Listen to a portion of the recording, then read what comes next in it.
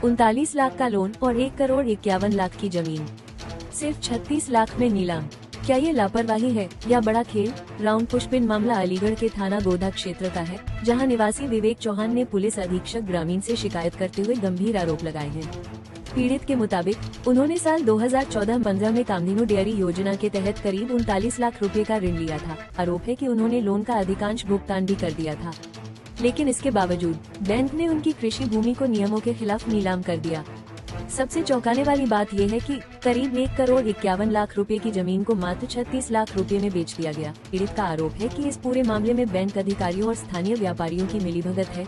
इतना ही नहीं, खूटरचित दस्तावेजों का इस्तेमाल कर जमीन की कीमत जानबूझकर कम दिखाई गई और आगे चलकर इसी जमीन को व्यावसायिक उपयोग में लाकर बड़ा मुनाफा कमाने की साजिश रची गई। पीड़ित किसान ने मांग की है कि पूरे मामले की निष्पक्ष जाँच हो और दोषियों के खिलाफ सख्त कार्रवाई की जाए।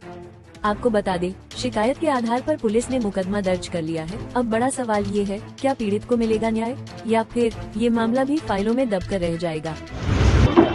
ये मामला ये है कि वर्ष 2014-15 में समाजवादी सरकार के कार्यकाल में एक मिनी कामधेनु डेयरी योजना लॉन्च हुई थी, जिसके लिए लगभग 4,000 किसानों को चयनित किया गया था उत्तर प्रदेश सरकार ने। और ये ब्याज मुक्त लोन था। 39,26,000 रुपए का इसमें लोन मिलना था, जिसमें से मैंने 38 लाख कुछ हजार रुपए निकाले और उस योजना को नुकसान होते हुए भी मैंने 22 लाख रुपए उसमें जमा किए। 22 लाख रुपए जमा होने के बाद जो प्रिंसिपल अमाउंट बचा 15 से 16 लाख रुपए, वो मेरी जमा करने की स्थिति नहीं थी। 2018 तक मैंने जमा किया। बैंक से मैंने सेटलमेंट की बार बार रिक्वेस्ट की और मैंने उनको ये भी बताया कि मेरी कृषि भूमि में एक किसान हूँ और ये किसी कृषि ऋण योजना थी, तो अन्य योजनाओं में जो लाभ दिया जाता है ओटीएस योजना का, तो आपका जो भी वन टाइम सेटलमेंट है मुझे आप बता दीजिए, मैं बचा हुआ पैसा जमा कर दूंगा। तो बैंक ने मुझे ये गुमराह करके टालती रही कई सालों तक कि अभी आप उस स्कीम में नहीं आते, जब आप उस स्कीम में आएंगे तो आपको वो लाभ दिया जाएगा। इसी दौरान मेरा खाता अलीगढ़ ब्रांच से ट्रांसफर हो जाता है रिकवरी ब्रांच सदर बाजार आगरा के लिए और रीजनल हेड ऑफिस में आगरा के लिए। वहां पे उनके कर्मचारी गणों ने मुझसे बात की, तो मैंने उनसे भी यही रिक्वेस्ट की कि साहब इसमें मेरा मात्र 15-16 लाख रुपए बचता है, जिसके लिए आप मेरी जमीन को कम कीमत में नीलाम कर रहे हैं और वो जायज नहीं है। मैं इस पैसे को आपको देने को तैयार हूं, मुझे आप अमाउंट बता दीजिए किस तरह से कितना पेमेंट कितने समय में देना है। लेकिन वो मुझे गुमराह करते रहे। इसी दौरान उन्होंने भूमि माफियाओं से मिलकर कुछ नकली कूट रचित दस्तावेजों का प्रयोग कर मेरी 1.5 करोड़ जिसकी सरकारी रेट पर कीमत आती है, उसको मात्र 42 लाख रुपए दिखाकर 36 लाख रुपए में सेल किया। मेरा प्रिंसिपल अमाउंट मात्र 15 लाख रुपए था। इन्होंने 10% अमाउंट के लिए मेरी जमीन को 1.5 करोड़ की भूमि को नीलाम कर दिया अवैध तरीके से, वो भी अपने ही रिश्तेदारों को, जो उनके उस वक्त के अधिकारी थे, उन्होंने अपने रिश्तेदारों से मिलकर उसको भूमाफियों से मिलकर नीलाम कर दिया। अब वो अवैध कब्जा लेने के लिए भी प्रेशर बनाते थे। इसी दौरान मैं बार बार उनसे रिक्वेस्ट करता रहा, लेकिन उन्होंने मेरी बात नहीं सुनी और मेरी भूमि पर मुझे धमकाते रहे कि हम तुम्हारे घर पर फोर्स भेजेंगे, ट्रक फोर्स भेजेंगे।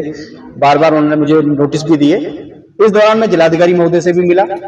फिर मेरे को लगा कि मुझे इस विषय में जो मेरे साथ गलत हुआ है, मेरे जैसे किसानों के साथ जो गलत कर रहे हैं ये लोग बैंक कर्मचारी, इसलिए मुझे पुलिस की मदद लेनी चाहिए। तो मैं एसपी ग्रामीण साहब से मिला। उन्होंने मेरी बात को समझा अच्छे से और उन्होंने उस प्रकरण के लिए मुझसे एक प्रार्थना पत्र लिया। मैंने उन्हें प्रार्थना पत्र दिया 20 दिसंबर को।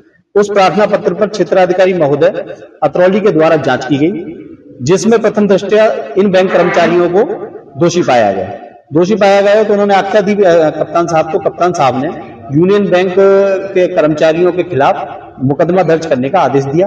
मुकदमा 6 मार्च 2026 को दर्ज हुआ है।